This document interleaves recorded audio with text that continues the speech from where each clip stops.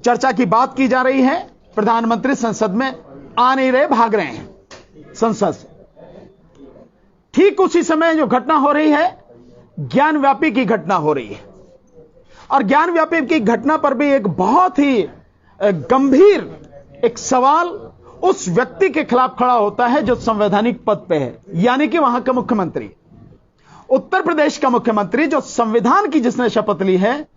वो कहता है कि मुसलमानों को अपनी ऐतिहासिक गलती माननी चाहिए और अपने आप पहल करनी चाहिए ज्ञानव्यापी को हिंदुओं को सौंपने की, और अगर उसे ज्ञानव्यापी को मस्जिद कहा जाएगा तो विवाद होगा। मतलब एक धमकाने की भाषा, और संवैधानिक पद पर बैठा हुआ व्यक्ति, और उस समय जिस समय मामला कोर्ट में चल रहा है। और उसके साथ ही अब एक और जो घटना हुई है जो सबको वाकई में बहुत दुख देने वाली घटना है, वो है हरियाणा के नूह में। और नूह के बाद में जो सारी घटना आगे हुई है, जैसे तनाव आपका फरीदाबाद में भी है, गुड़गांव में भी है, आगे पलवल तक पहुंच गया, उधर पानीपत सोनीपत तक पहुंच गया। और देखिए मजेदार बात कि हरियाणा के कई हिस्सों से, हो सकता है और राज्यों से भी लोग आए हों, जिस यात्रा की वो शुरुआत वहां से कर रहे हैं, जिस यात्रा को निकालने की बात कर रहे हैं जल चढ़ाने के लिए, उसमें अलग अलग जगह से लोग आए हुए। तो ये जो गंभीर परिस्थिति है, इस परिस्थिति ने वाकई देश को जो है बहुत संकट में डाल दिया है।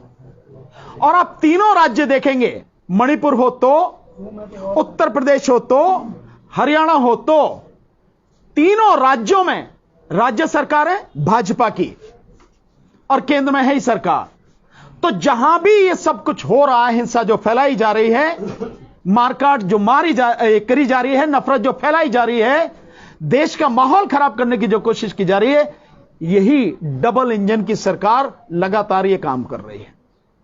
और ये बाकायदा सोची समझी साजिश है, और चारों इसमें शामिल हैं, और भी होंगे, लेकिन चारों कौन कौन?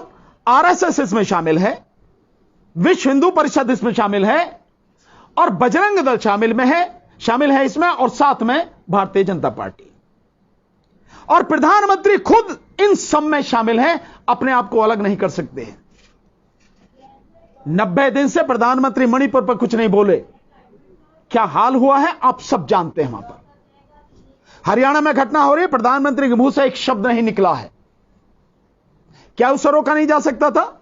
नूह में जिस पर्टिकुलर जगह से वो सारी चीजें हुई, वहां पर 3 घंटे तक पुलिस का आता पता नहीं था। जिस समय इस घटनाएं हुई तो कहां थी पुलिस?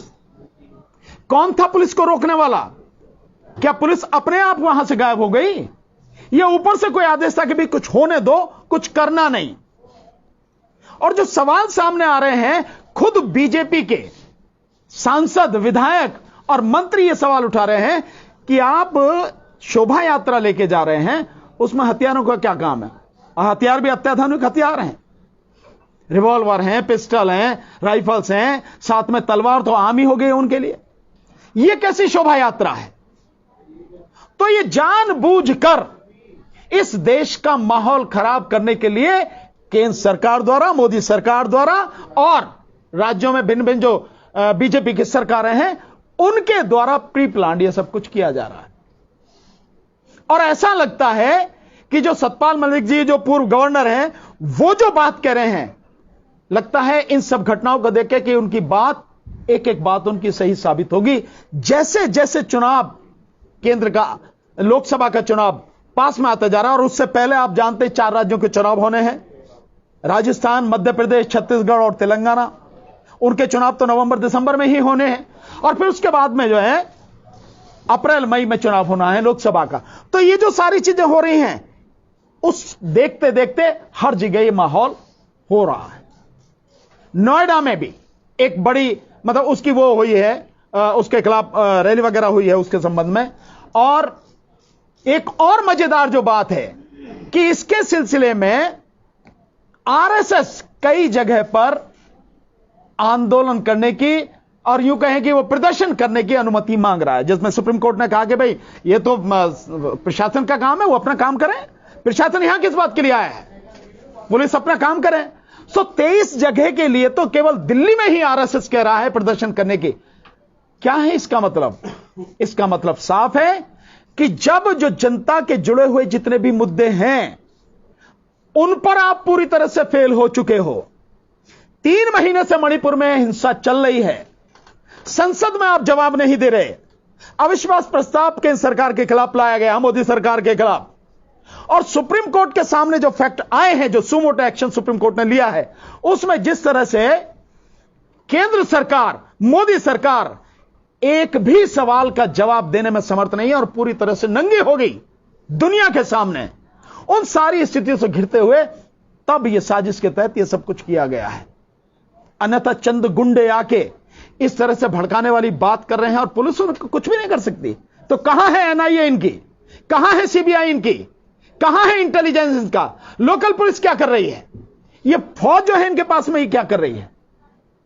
6 लोगों की मौत हो गई इस हिंसा में बेवजह, जिसका कोई अर्थ नहीं था। 2 होमगार्ड वाले मारे गए। तो हम इसकी कड़े शब्दों में भर्त्सना करते हैं, हम इसका कड़े शब्दों में विरोध करते हैं।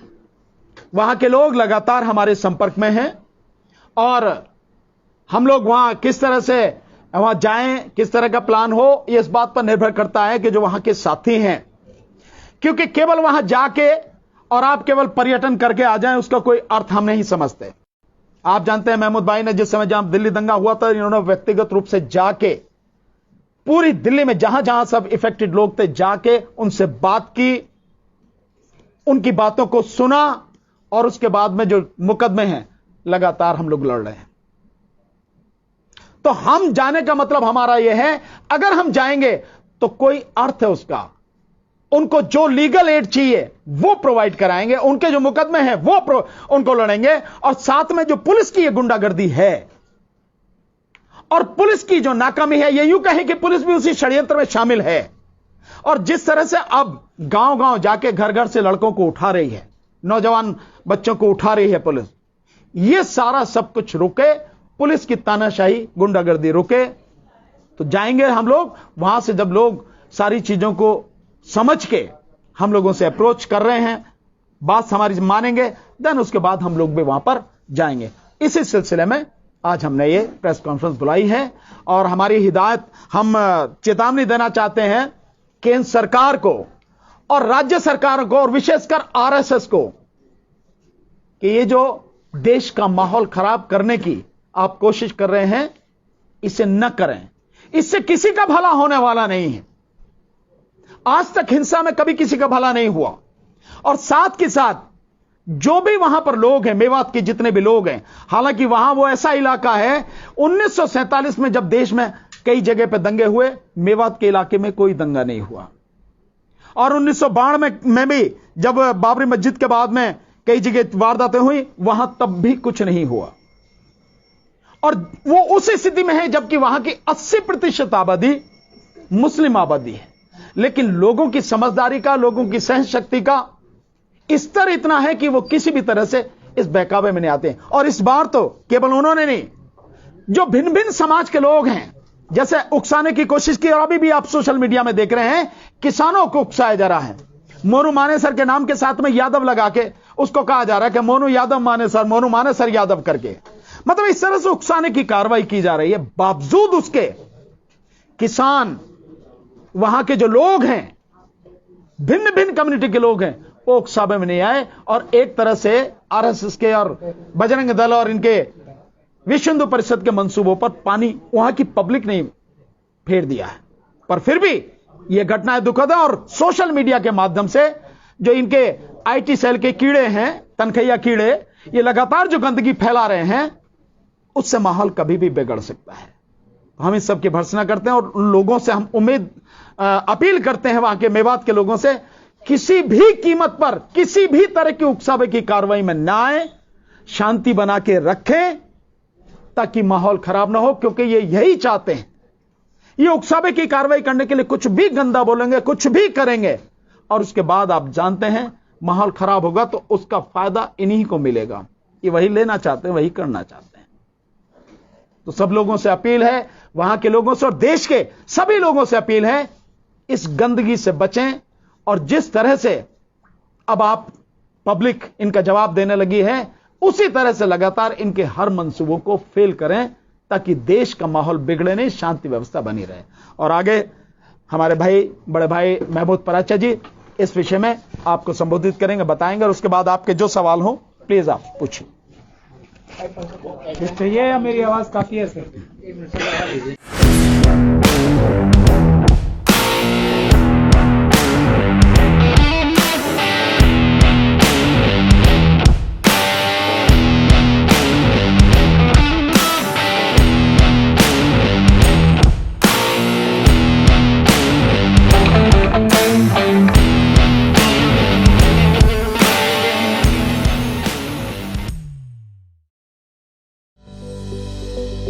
Welcome to K-Mall, a premium project by Kaleen Group.